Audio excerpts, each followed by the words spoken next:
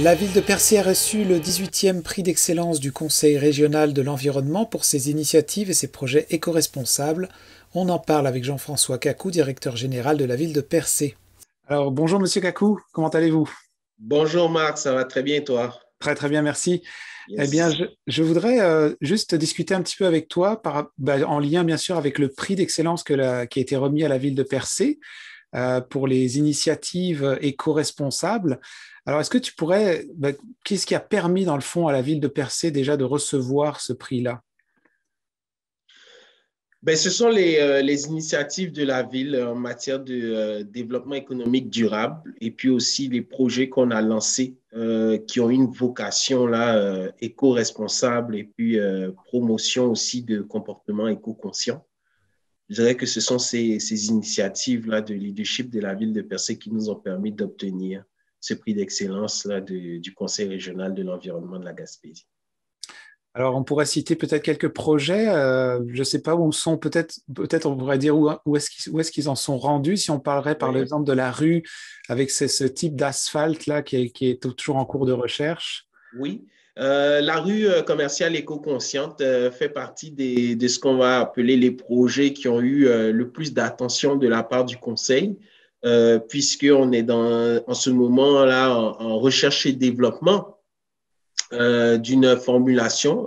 Cette recherche et développement se fait et supervisée par la régie intermunicipale du traitement des matières résiduelles de la Gaspésie. Nous, à la ville de Percé, on agit comme bailleur de fonds et puis aussi euh, réceptacle du projet pilote une fois que la formule sera développée en laboratoire.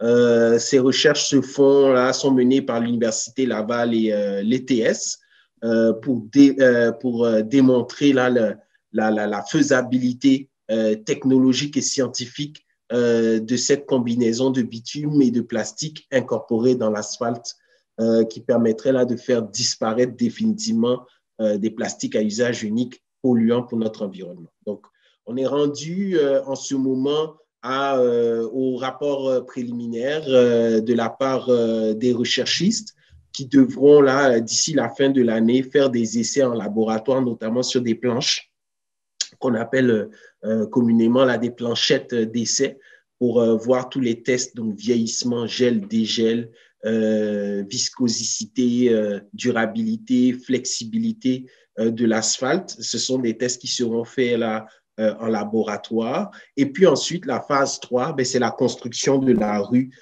commerciale éco-consciente. Courant 2022, là, on irait peut-être éventuellement là en appel d'offres. D'accord. Et si on passe maintenant à l'école du côté de Val d'Espoir, on a assisté un peu à la conférence où il y avait toute l'explication du projet. Yes. Où est-ce que ça en est rendu maintenant?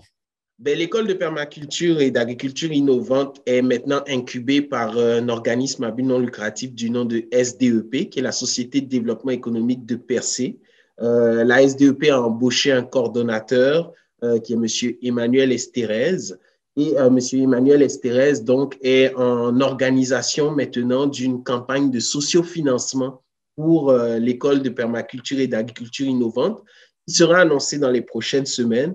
Et là, toute la communauté pourra contribuer à ce projet intéressant et puis surtout structurant pour notre localité et qui permettra là d'offrir des nouveaux produits de formation, notamment en permaculture, en agriculture innovante, mais aussi soutenir nos agriculteurs locaux, puisque ce sont les trois axes que la ville de Percé poursuit au travers de ce projet, soutenir nos agriculteurs locaux, offrir un produit novateur en matière de formation en permaculture et en agriculture innovante, et puis dynamiser notre territoire, donc dynamiser le territoire de la ville de Percé, mais surtout la localité de Val d'Espoir. Donc, c'est un peu l'état des lieux au niveau du projet d'école de permaculture. On devrait aller en sociofinancement là, dans les semaines qui viennent.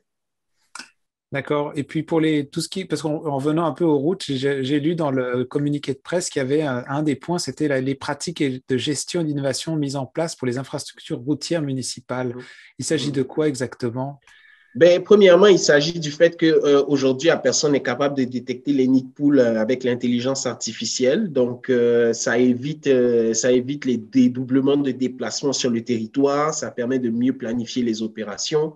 Ça permet de détecter aussi rapidement les nids de poules qu'il faut réparer. Donc, ça, c'est le premier point. Le deuxième point, c'est que vous savez qu'on est toujours en test d'une membrane géotextile qui permet là, de sceller les réparations de nids de poules. Les observations qu'on a nous font savoir qu'il faudrait continuer nos essais, notamment encore sur une autre saison, pour s'assurer, et sur d'autres types de routes, pour s'assurer que cette technologie-là est efficiente pour nos routes. À présent, les résultats qu'on a sont encourageants. Et ça aussi, ça permet, d'augmenter la durée de vie des réparations des nids de poules, puisque le problème avec un nid de poule, ce qui a un impact sur la pollution environnementale, c'est parce que le fait qu'il se réouvre régulièrement, il faut le réparer continuellement. Puis le fait que, par exemple, on ne détecte pas rapidement les nids de poules, mais ça augmente le stress sur une infrastructure routière et qu'au lieu de réparer rapidement le nid de poule, ben, on se retrouve à réparer toute la rue parce qu'on n'a pas eu des interventions proactives et parfois même des interventions là, préventives. Voyez? Donc, c'est toute cette combinaison de pratiques de gestion qui ont permis là d'attirer l'attention là sur notre comportement là éco-conscient à la ville de Percé. D'accord. Et maintenant, avec l'été qui s'en vient, il y a beaucoup de gens qui aiment ça, aller se baigner. Et on parle entre autres par rapport à Percé, on parle de la rivière aux émeraudes. Oui. Qu'est-ce qu'il en est du parc municipal? Est-ce que les gens vont pouvoir y avoir accès de façon fluide cette année? Oui, cette année, les gens pourront avoir accès au parc La Rivière Émeraude. On est en train de finaliser là, les infrastructures de base, hein, stationnement, réparation de l'escalier, ce qu'on avait promis en 2020 que malheureusement on n'a pas pu réaliser à cause du chamboulement et de la perturbation de la pandémie de COVID-19. Mais cette année, là, on est en train de mettre la base, ben, si vous voulez, pour nos visiteurs cet été. Donc, ils pourront visiter la rivière aux émeraudes. C'est clair qu'il y aura une tarification, hein, c'est 7 dollars pour les 12 ans et plus, et, pardon, pour les 13 ans et plus, et gratuit pour les 12 ans et moins, et gratuit aussi pour les résidents de Percé. Donc, la rivière Émeraude, aujourd'hui, pour cette année-là, pourra accueillir les visiteurs.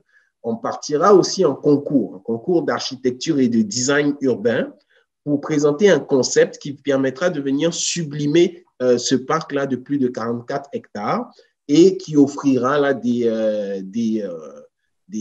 activités culturelles, sportives, des saines habitudes de vie aussi aux contribuables et à nos visiteurs à Percé. Donc, on est quand même sur un projet qui a un échéancier de 3 à 4 ans, mais qui est déjà là utilisable avec des infrastructures de base. C'est clair que le site va se transformer continuellement jusqu'à devenir un parc de 4 saisons parce que ce sont les ambitions de la ville de Percé.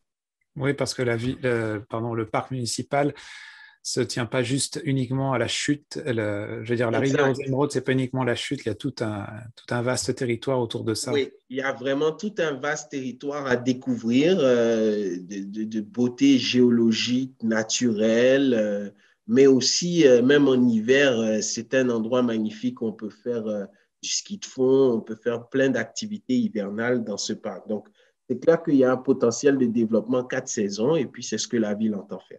D'accord. Donc tous ces projets qui sont un peu inclus dans le prix, je ne m'imagine pas inclus, mais qui font partie un peu du prix que vous avez reçu, si j'ai bien compris, ça faisait partie un peu de la ville de Percé, le plan stratégique que vous aviez lancé il y a quelques années de ça déjà, en 2020, non, c'est ça? Oui, en 2020, on a lancé du moins, on a annoncé et adopté notre planification stratégique et territoriale à la ville de Percé. Et puis, les 3 axes de développement de cette planification stratégique, c'est le leadership, l'éco-conscientisation et l'autonomie. Et au travers, en recevant ce prix, c'est ce que la mairesse a mentionné, c'est que